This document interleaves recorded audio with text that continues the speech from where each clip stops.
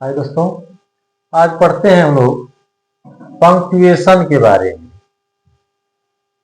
क्योंकि यह topic high school में कंफर्म आता है और इस पर अगर आप सही सही प्रश्न को हल करते हैं तो ठोस मार्किंग होती है। तो कहने के लिए तो यह हाई स्कूल का है, लेकिन यह आजीवन आपको काम आएगा। क्यों? क्योंकि शब्दों को, वाक्यों को लिखते समय हम मोस्टली मिस्टेक करते रहते हैं। हमें भ्रम रहता है कि कहाँ कौन सा चिन्ह प्रयोग किया जाए। तो आज हम उस चीज को कंफर्म करेंगे, तो आप ध्यान दें इस पर। पंक्चुएशन मीन्स उचित विराम चिन्हों का प्रयोग, यानी जो किसी भाषा के भाव को व्यक्त करने के लिए चिन्ह होते हैं, उन्हीं का अध्ययन हम पंक्चुएशन में करते हैं। कभी कभी हम बोलने के लिए तो बोल देते हैं, लेकिन जब उन्हें शाब्दिक रूप में लिखना हो तो वहां हम गलती कर देते हैं। और वह गलती देखिए कैसे होती है। जैसे आपको कहना है मैं घर जा रहा हूं।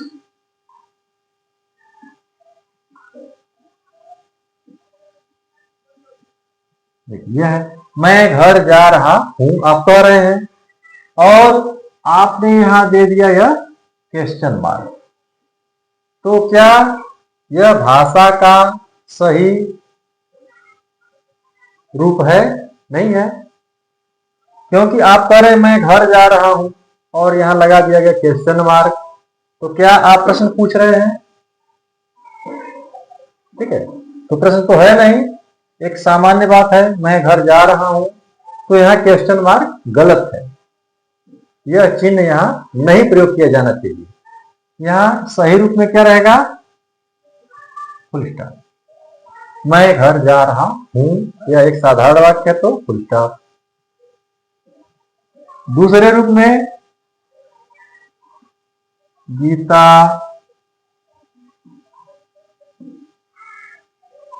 आम नहीं खाती है।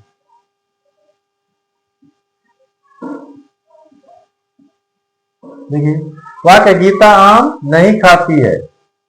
अब यहां हम दे दें एक्सक्लेमेशन मार्क। तो क्या यह एक्सक्लेमेटरी सेंटेंस है? इसमें सूचक वाक्य है? नहीं है, यह एक नकारात्मक वाक्य है। तो यहां एक्सक्लेमेटरी मार्क नहीं होना चाहिए। क्या होना चाहिए? Full stop. फुल स्टॉप ही सुटेबल है। अच्छा, तीसरे रूप में अगर आप कह रहे हैं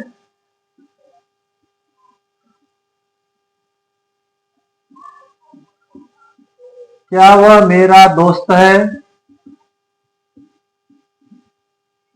आपको यह बात कहनी है क्या वह मेरा दोस्त है, और आपने यहां दे दिया फुल स्टॉप, तो इस वाक्य का सही भाव व्यक्त नहीं होगा। इसका मतलब आप इन चिन्हों से भली बात परिचित नहीं। क्यों? क्योंकि जब यह प्रश्न है तो आप वाक्य के अंत में क्या प्रयोग करेंगे? Question mark. तब आप सही रूप में अपनी बात को व्यक्त कर पाएंगे। उसी तरह से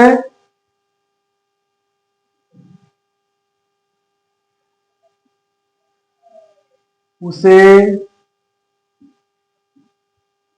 कौन पढ़ाता है, तो उसे कौन पढ़ाता है यह प्रश्न है। आप प्रश्न पूछ रहे हैं और आपने ऐसे लिखा उसे कौन पढ़ाता है और आपने यहां दे दिया फुल स्टॉप, तो अब आपका वाक्य गलत है। इससे सही भाव का बोध नहीं होगा। यह प्रश्न है, इसलिए आप क्या लगाएंगे? Question mark. उसी तरह से आगे भी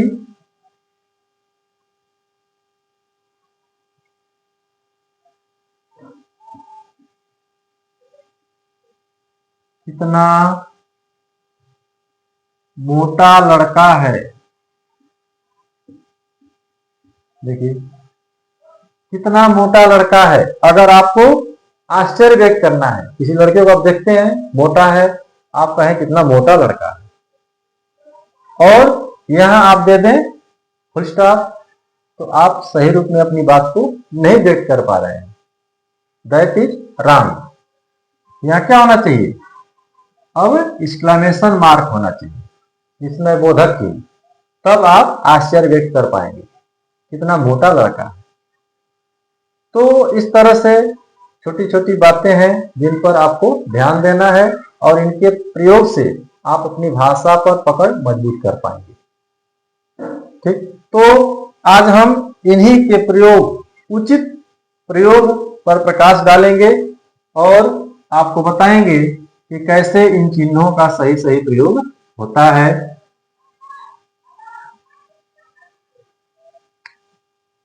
तो ये जो पंक्चुएशन के चिन्ह हैं,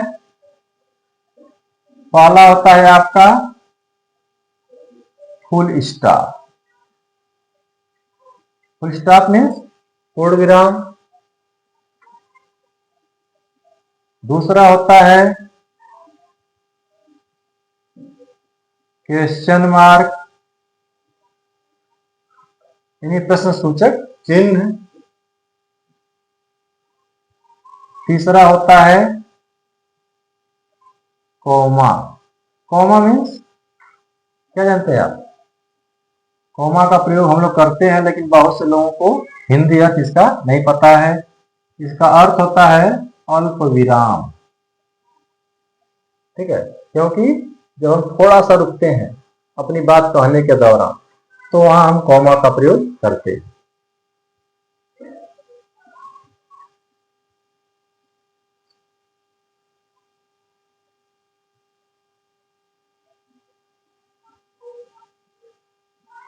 एक्सक्लेमेशन मार्क,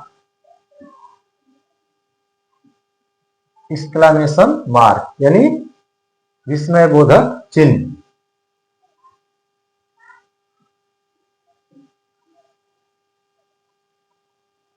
फिर होता है इन्वर्टेड कॉमा। इसका अर्थ होता है उद्धरण चिन्ह।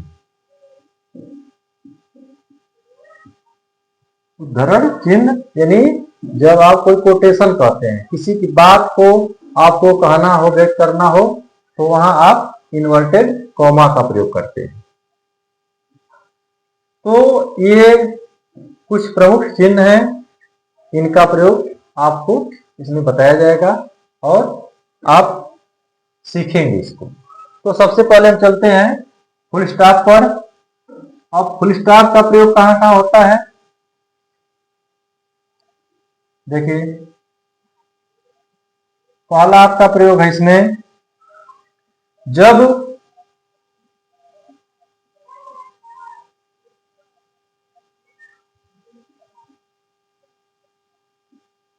साधारण वाक्य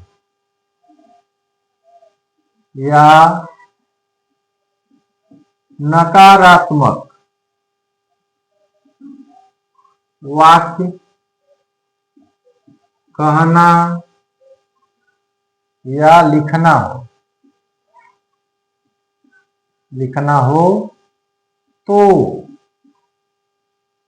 वहां फुल स्टॉप का प्रयोग करेंगे।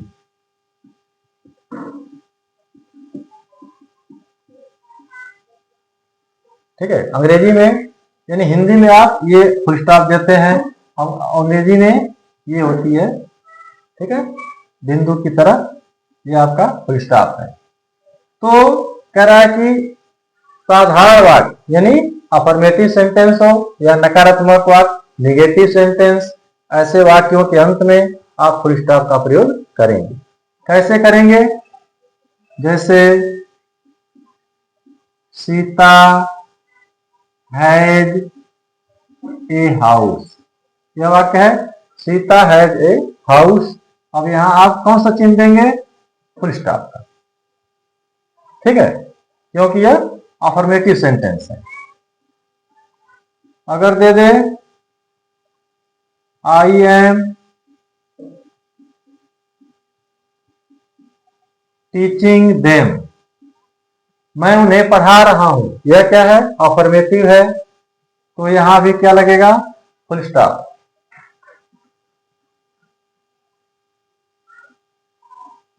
शी वाज नॉट प्रेजेंट,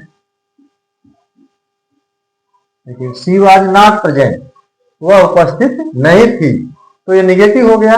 ऐसे वाक्यों के अंत में भी आप फुल स्टॉप का प्रयोग करेंगे। एक और देख लेते हैं, we shall not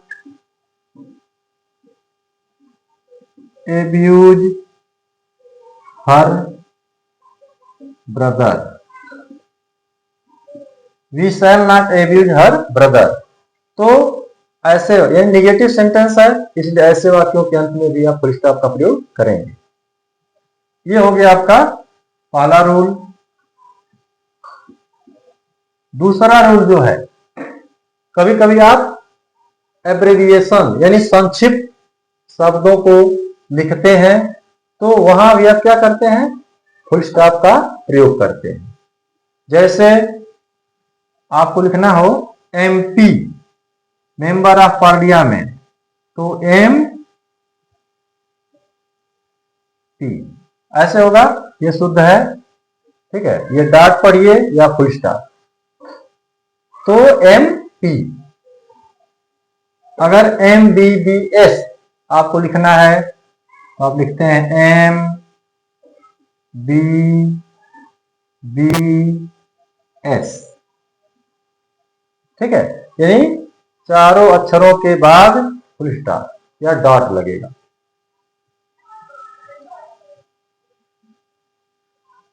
SSC SSC,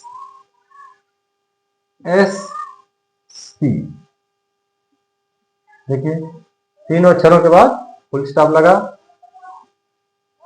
BA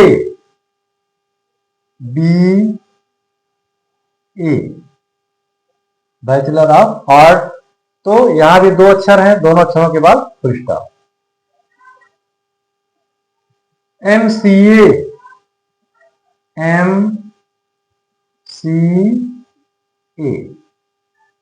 देखिए तीन अक्षर हैं, तीनों के बाद फुल स्टॉप। MLA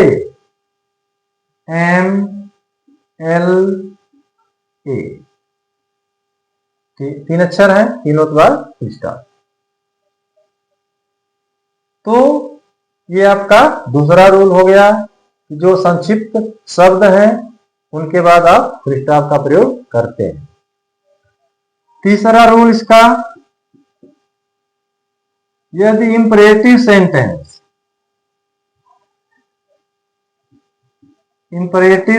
दिया हो, इंपरेटिव सेंटेंस मीन्स आदेशात्मक वाक्य, आदेशात्मक वाक्य। जब आदेशात्मक वाक्य दिया हो तो उनके अंत में भी आप फुल स्टॉप का प्रयोग करेंगे। जैसे कहा जाए जाओ, अर्थात गो। ठीक है, इंपरेटिव सेंटेंस है, अब इसके अंत में क्या लगाएंगे आप? Full stop. या कोई कहे बैठ जाओ, तो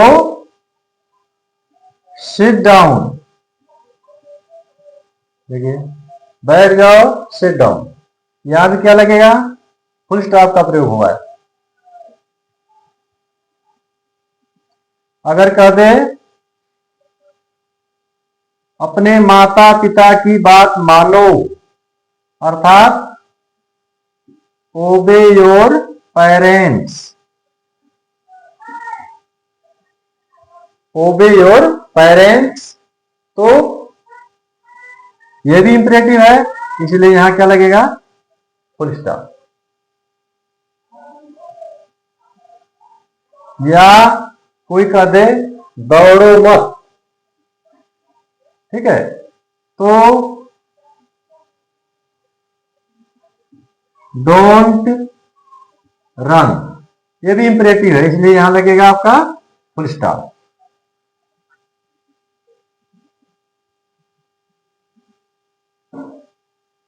बाएं चलो, ये भी इंपरेटिव है।